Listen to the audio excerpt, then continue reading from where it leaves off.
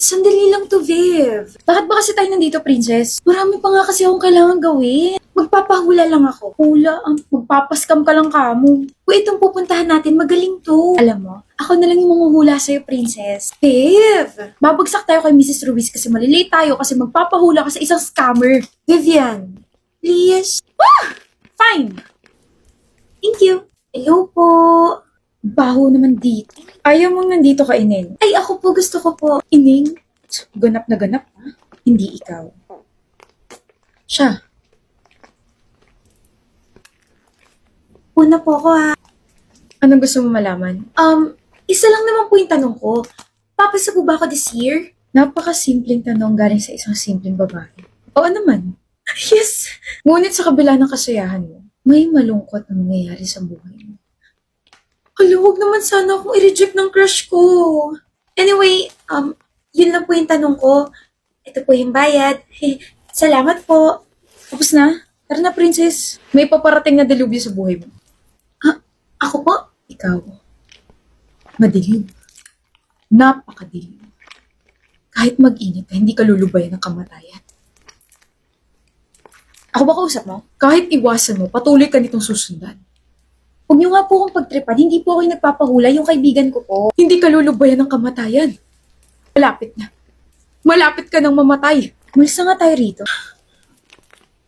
I told you not to go there, princess. Hindi ko naman aakalain na magkakaganon eh. She's crazy. Natakot ka ba? Natakot? Hindi, nairita lang ako. Sorry na, Viv, pero sa tingin mo ba tama yung hula niya sa akin? Yung mga hula na yan? Eme lang yan. Tayo pa rin gumagawa ng kapalaran natin sa buhay. Pero wala namang masama if maniniwala, di ba? Walang masama? So dapat na ba ako maniwala na hindi ako lulubay ng kamatayan? Na malapit na raw ako mamatay? Sorry. Alam mo, princess, kung babalik ka sa kanya, huwag mo na ako isasama. Baka hindi ko siya bigla matansya. Wala ka sa mood, mahal? Ha? Sino yung iniisip mo, ha? Di mo na ako mahal, no? Baliw. Hindi ba pwedeng nagutom lang? Ay, we're literally soulmates, babe. Tingnan mo, din na lang kita ng pagkain. Ay, wow, prepared siya. Habang papunta kasi ako rito, sabi ko, parang gutom yung baby loves ko kaya dumaan ako ng Amerika para bumili ng burger. Sira. Pero, okay ka lang ba? Oo naman. Pag gutom ka kasi hindi ganyan yung itsura mo. Ano ba itsura ko kapag gutom ako? Ganito. Wisit, ang pangit mo. Makapangit para hindi mo ako mahal ah. Mahal ba talaga? Ganun. Akin na yung burger niya. Sige, magutom ka dyan. Matampuhin. Check! Kahit mag-init ka, hindi ka lulubayan ng kamatayan. Kahit iwasan mo, patuloy ka nitong susundan. Hindi ka lulubayan ng kamatayan. Malapit na. Malapit ka nang mamatay.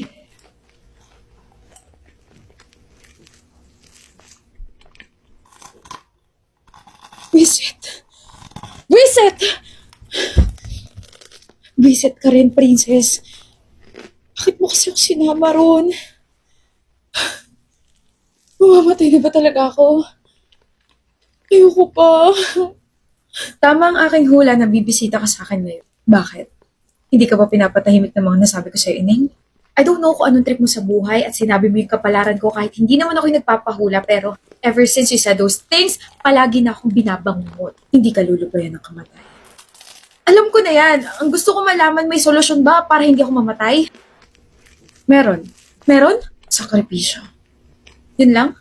I've been sacrificing myself for the past years. I've been working so hard. Kailangan may sumala ng kamatayan mo. Kailangan yung taong malapit sa'yo. Kailangan niyang magsakripisyo para sa'yo. Kailangan niyang mamatay para sa'yo. Yun lang ang tanging solusyon. Sakripisyo. What? Wala na bang iba? Wala na. Kailangan mamimat. Sorry. Hindi siya pinaprocess ng utak ko, pero kailangan may mamatay. Kung ayaw mo ikaw mauna, kailangan mangyari ang sinabi ko. Nagtitripa mo lang yata ako eh. 4 na araw. 4 na araw bago ka mamatay. Aksidente. Yun ang ikamamatay mo. Bakit ako? Bakit hindi ikaw? May nagawa ba akong kasalanan para maging ganito yung buhay ko? Sa pagkakaalam ko, naging mabuti naman akong anak, kaibigan, partner. Wala naman akong ginagawang masama. Ineng kahit anong drama mo, hindi magbabagong kapalaran. Nagtanong ka, binigyan kita ng solusyon. Ngayon, nasa sayo na kung paano mo to gagawin. Kapag nailigtas ko na yung sarili ko, kailangan ko rin bumalik sa kanya. May ibibigay daw siyang protection sa akin. kaya. Wait, what if yung mga magulang ko? Yung isa sa kanila, mahal nila ako. So, kaya nila magsakripisyo para sa akin. Pero, ano yung mga kapatid ko? Ano sila? Sino? Sino pwede? Sino? Ano sino pwede? Bakit parang nakakita ka ng multo dyan? Princess, I have a question for you. Ano nga? Would you sacrifice yourself? Ayoko! Hindi pa nga tapos yung tanong ko eh. Alam ko na yan kung kaya ko ba isakripisyo yung sarili ko para sa'yo. Girl, I'm sorry. I mean, mahal kita and BFF kita pero mas mahal ko yung buhay ko. Kahit para sa kaligtasan ko, hindi mo gagawin?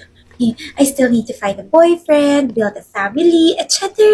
Kaya mo na yan? Or nandiyan naman yung jowa bells mo eh. Seryoso ba yan? Charot lang, pero... Nini. Love? Yes? Survey lang. Huh? If we're both dying, tapos isa lang yung pwedeng maligtas sa ating dalawa, would you sacrifice yourself para sa akin? Kaya mo ba mamatay para sa akin? Wait, anong context nito? Sumagot ka! Wow, love. Kaya mo ba? Kaya ko. I mean, you can now save me, love. Thank you. Viv, narinig ko yung balita. I'm so sorry for your loss. Hindi ko alam nangyari. Hindi ko alam nangyari, princess. Sobrang bilis. Sabi ko, mag-grocery lang ako. Tapos pag uwi ko, nakita ko si Justin. Nakita ko yung boyfriend ko. Nakahando siya sa CR. He slipped and tumama yung ulo niya sa sink. And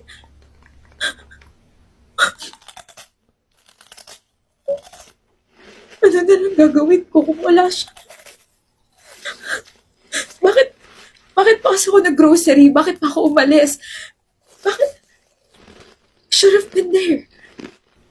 Eh di sana nasagip ko pa siya, diba? Nandito lang ako kung kailangan mo nakausap. Asan ka? Nagawa ko. Naligtas ko yung sarili ko. May nagsakripisyo para sa akin. Mahal niya ako. Nagsakripisyo yung boyfriend ko para sa akin, okay? Nakaburol na siya ngayon. Tapos, natanggap po ba yung perang pinadala ko?